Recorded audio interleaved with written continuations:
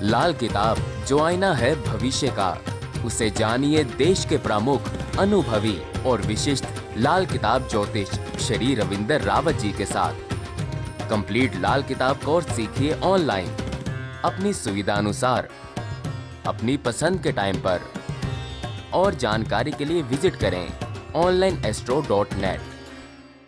नमस्कार दोस्तों, मैं रविंदर रावत आप सभी का स्वागत करता हूं आप ही के चैनल में जिसका नाम है योर एस्ट्रो हेल्थ। दोस्तों, आज मैं आपके धन के बारे में बात करने वाला हूं, आपके कुटुंब के बारे में बात करने वाला हूं। आप अपनी वाणी से कितना अपनी किस्मत को बदल सकते हैं उसके बारे में बात करने वाला हूं। जब आपकी कुंडली का दूसरा घर, जिसे धन का स्थान कहते हैं, जिसे कुटुंब का स्थान कहते हैं, जिसे वाणी का स्थान कहते हैं, वो अपने प्रभाव में हो या उसके प्रभाव को देखना हो, तो वहां पर आए अलग अलग 9 ग्रह किस तरह से अपना प्रभाव डालेंगे, उसके लिए कौन सी नियम और कौन सी व्यवस्था को देखना जरूरी है, वो आज सारी बातें मैं इस वीडियो में करने वाला हूं। लेकिन उससे पहले हमेशा की तरह आपसे निवेदन है, चैनल पर नए हैं तो चैनल को सब्सक्राइब कर लें, बेल बटन को दबा दें और ऑल वाला ऑप्शन जरूर चुन लें ताकि हमारे द्वारा जो भी वीडियोस बनती हैं उसकी नोटिफिकेशन आपको टाइमली मिलती रहे। दोस्तों, दूसरा घर, धन का घर, देखा जाए तो ये किस्मत का घर होता है। लाल किताब में इसको वर्ष के हिसाब से किस्मत का घर बोला गया है, क्योंकि इस घर में जो भी ग्रह आता है वो उस वर्ष के लिए धन लाता है और धन आज के समय पर आपकी किस्मत पर सबसे ज्यादा प्रभाव डालता है। दोस्तों, दूसरा घर, इस घर में कोई भी ग्रह नीच का नहीं होता और चंद्रमा यहाँ पर उच्च के होते हैं। जब भी दूसरे घर को देखा जाए तो छठे घर, 8वें घर और 12वें घर का इसमें असर देखना जरूरी होता है। इस घर के स्वामी या पक्के ग्रह बृहस्पति हैं और जड़ राशि शुक्र की होती है।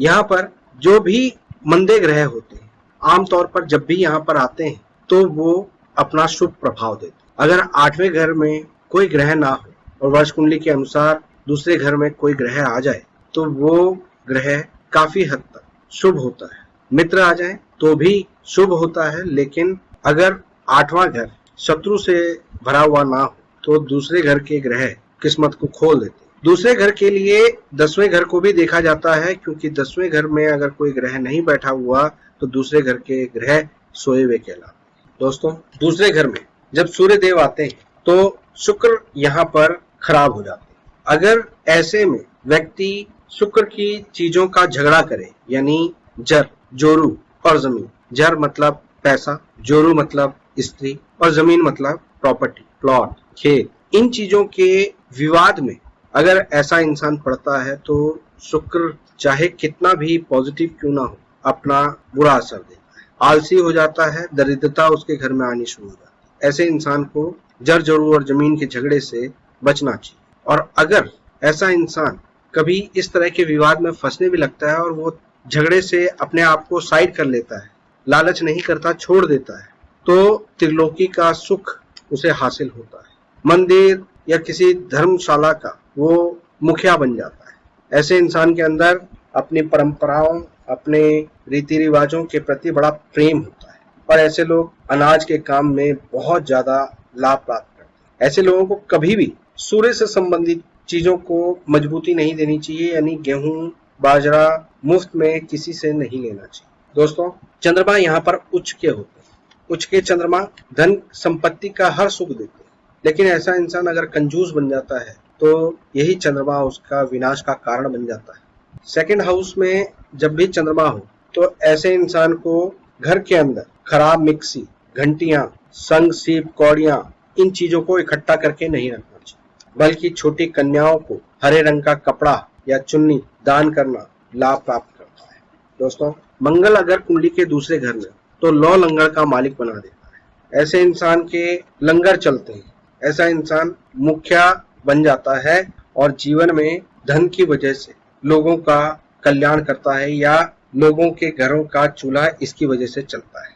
अगर इसका काम बंद हो जाए तो कई लोगों के पेट को लात पड़ती है। ऐसे लोगों का ससुराल बहुत अच्छा होता है। दोस्तों, अगर ऐसा इंसान बिजली के काम करता है या पक्षियों से जुड़े हुए काम करता है तो बहुत लाभ प्राप्त करता है। बस ऐसे लोगों को अपने ससुराल के साथ बिगाड़नी नहीं चाहिए। ऐसा इंसान जितना दूसरों का पालन करेगा, दान पुण्य करता रहेगा, उतना लाभ प्राप्त होता है।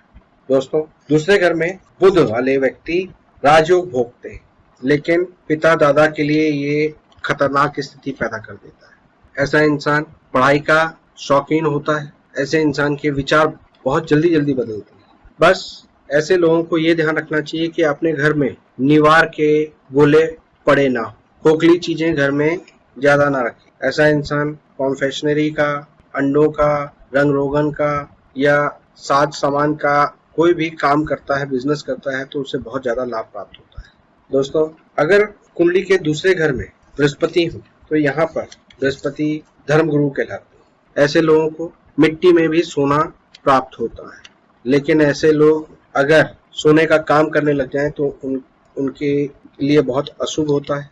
अगर इश्क का भूत उनके ऊपर सवार हो जाए, इश्कबाजी में पड़ जाए, तो ये बृहस्पति के सारे अच्छे प्रभाव खराब हो जाते हैं। ऐसे इंसान को घर में आए अतिथियों का सेवा सत्कार पूरी श्रद्धा से और शिष्टाचार से करना चाहिए। दोस्तों, दूसरे घर में शुक्र हो तो ऐसे इंसान जितना परिश्रमी होगा उतना उसके पास धन होता है। इश्कबाजी में ऐसा इंसान अपनी किस्मत को मिट्टी मिला देता है। दोस्तों, अगर ऐसा इंसान इश्कबाजी से दूर रहे तो दिन दुगनी रात चौगुनी तरक्की करता है। दोस्तों, शनि अगर कुंडली के दूसरे घर में हो तो यहाँ पर ये धर्मी होते हैं, गुरु शरण में होते हैं, आई चलाई बराबर चलती रहती है। उड़द, चना, काली मिर्च, लोहा, लंगर, इन सब के कार्य उसके लिए बहुत ज्यादा लाभकारी होते हैं। बस हमेशा ध्यान ये रखना चाहिए कि कभी भी जो मकान बना हुआ हो उसके ऊपर दूसरी मंजिल ना डाले, कंजूस ना बने, ईर्ष्यालु ना बने और गालियां ना दे। तो ऐसे इंसान का शनि घर बैठे इनकम करवा देता है, यानी किराए की इनकम या कोई इंटरेस्ट वाला इनकम रूटीन में चलता रहता है, यानी आय चलाई हमेशा चलती रहती है। दोस्तों, राहु अगर कुंडली के दूसरे घर में हो तो ये धर्म के स्थान पर धर्मी हो जाता है। ऐसा इंसान अगर शराब पीता है, तंबाकू खाता है, गालियां देता है, तो उसके लिए ये अशुभ असर करती है। परिवार और धन की कमी होने लगती है, आंतों से संबंधित परेशानी आने लगती है। अगर ऐसा इंसान दान भी करता है तो उससे सूट नहीं करता, मंदिर भी जाता है तो उससे सूट नहीं करता। इसलिए ऐसे लोगों को बाहर से ही माथा टेकना चाहिए और अपने हाथों से दान नहीं करना चाहिए। ऐसे इंसान को उत्तर पूर्व में मुख करके पूजा करना भी कई बार कष्ट दे देता है। दोस्तों, केतु अगर कुंडली के सेकंड हाउस में तो यहाँ पर ये काफी शुभ माना जाता है। ऐसा इंसान अक्सर घूमने का शौकीन होता है या उसका काम धंधा इस तरह का होता है कि उसको कई जगह घूमना पड़ता है और वो उसके लिए भाग्य कारक होता है। लेकिन ऐसा इंसान अगर अपनी यात्राओं को रद्द करता रहे तो उसकी किस्मत उससे रूठ जाती है। ऐसे इंसान को कंजूस नहीं बनना चाहिए। जितना वो कंजूस बनेगा उतना ही उसके पास लक्ष्मी रूठ जाएगी। जहाँ तक अपने लंगोट पर जितना कंट्रोल रखेगा उतना केतु के शुभ प्रभाव उसे प्राप्त होगा। तो दोस्तों, उम्मीद करता हूँ कि आज की इस वीडियो से आपको कुछ नई जानकारी हासिल हुई होगी। वीडियो पसंद आई हो तो लाइक और शेयर जरूर करें। फिलहाल के लिए मैं अपनी वाणी को विराम देता हूँ। ओम नमः शिवाय।